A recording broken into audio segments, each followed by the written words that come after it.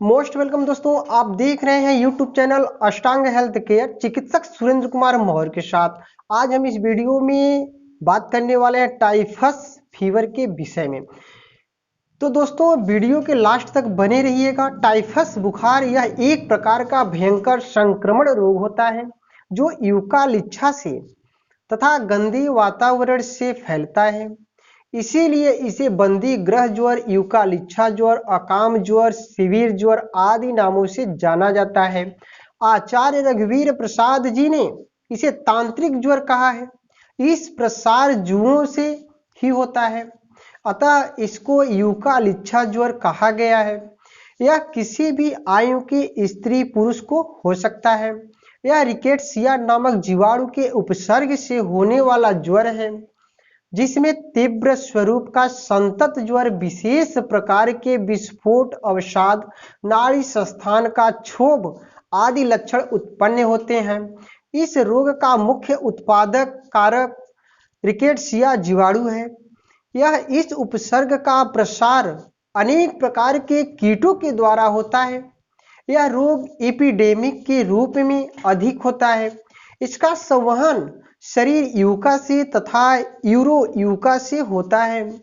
Yucca को जू के नाम से जाना जाता है। इसके आंतों में असंख्य जीवाणु होते हैं। प्रायः दंश स्थान खुजलाते हुए पास पड़ी हुई विष्ठा से जीवाणु शरीर में प्रविष्ट कर जाते हैं। इसका उपसर्ग कांस आदि के समय बिंदुत छेपों के द्वारा भी हो सकता है। टाइफस फीवर का एपिडेमिक रूप जू के द्वारा प्रसारित होने वाला भारत में मिलता है। यह रोग संसार के पिछड़े हुए देशों में अधिक मिलता है। भारत में यह हिमालय के 3 से 4 हजार की फुट की ऊंचाई वाले प्रदेशों में अधिक पाया जाता है। हिमालय की तराई, मद्रास और पूना के पठारी भाग में इसका प्रकोप दूसरे प्रांतों की अपेक्षा अधिक होता है। यह रोग गंदे मकानों में एक साथ रहने वाले व्यक्तियों में अधिक मिलता है। पिस्सू के काटने से भी यह रोग होता है, पर भारत में इससे नहीं होता है। जब जू यूका उपसृष्ट व्यक्ति को दंश मारती है, तब जीवाणु रक्त से जू में आ जाते हैं और वृद्धि करने लगते हैं।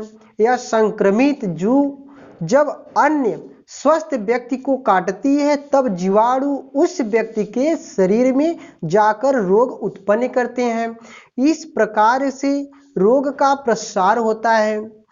रोगी को सिर दर्द के साथ सर्दी लगती है और ज्वर हो जाता है, जो 2 से 3 दिन में ही 103 फ़ारेनहाइट से 104 फ़ारेनहाइट तक पहुंच जाता है।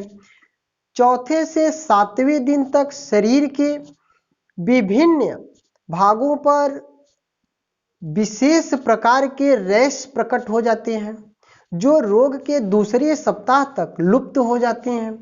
यह रैश चेहरे और गर्दन पर नहीं होते हैं। रैश के निकलते ही ज्वर तीव्र हो जाता है, जो 104 फ़ारेनहाइट से 105 फ़ारेनहाइट तक रहने लगता है।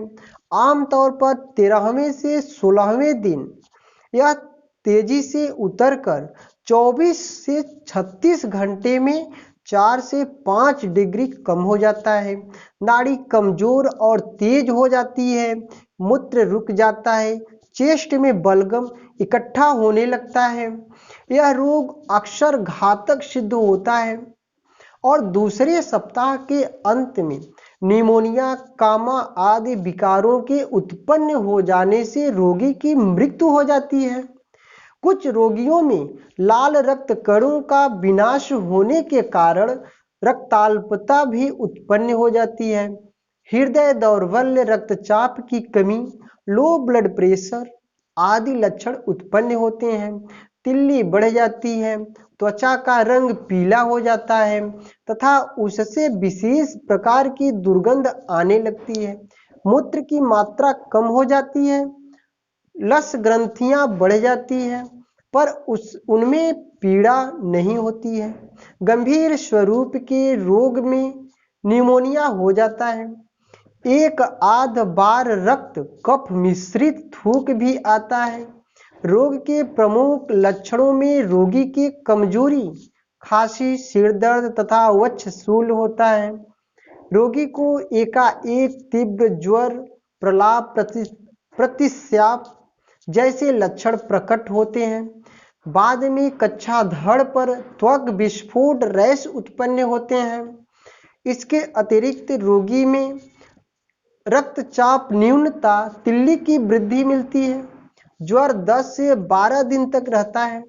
जीवाणु रक्त कण के साथ चिपके पाए जाते हैं। श्वेत रक्त कणों की संख्या वृद्धि प्रायः 10 से 12 हजार तक। सापेक्ष गणना में लिम्फोसाइट्स की अपेक्षाकृत वृद्धि रोग के गंभीर होने पर मिलती है। मूत्र में शुल्क की उपस्थिति एवं लक्षणों की उपस्थिति मिलने पर रोग निदान में सहायता मिलती है। तो दोस्तों अब दीजिए इजाजत, जिंदगी रही तो फिर मिलेंगे अगले वीडियो में कुछ नई सोच और कुछ नई खोज के साथ।